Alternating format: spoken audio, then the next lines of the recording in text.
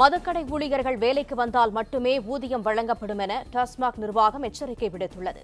இது தொடர்பான கூடுதல் தகவல்களை தருகிறார் எமது செய்தியாளர் வினோத். முழு விவரங்கள் என்ன?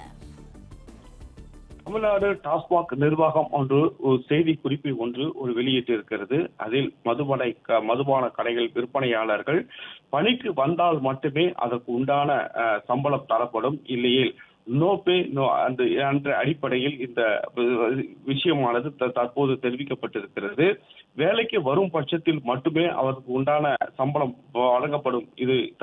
இது குறித்து இந்த செய்தி குறிப்பானது தற்போது டாஸ்மாக் நிர்வாகத்தால் வெளியிடப்பட்டிருக்கிறது. இல்லையேல் ஊதியம் இல்லையே என்ற ஒரு செய்தி குறிப்பையும் அதில் குறிப்பிட்டிருக்கிறது.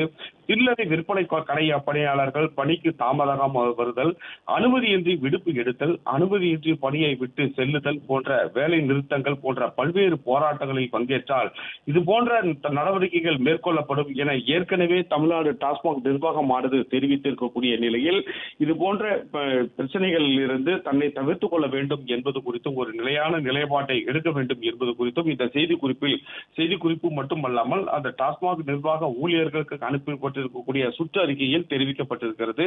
இந்த சுற்றறிக்கையின் மூலமாக என்ன விதமான நடவடிக்கைகள் எடுக்கப்படும் என ஏற்கனவே டாஸ்மாக் ஊழியர்களுக்கு டாஸ்மாக் நிர்வாகமானது தெரிவித்திருந்த நிலையில் பணிக்கு வந்தால் மட்டுமே அதற்கு உண்டான சம்பளம் தரப்படும், தேவையில்லாமல் விடுப்பு எடுப்பது போன்ற விஷயங்களை தவிர்க்கப்பட வேண்டும் என்பதை வலியுறுத்தி இந்த சுற்றறிக்கையானது தரப்பட்டுள்ளது.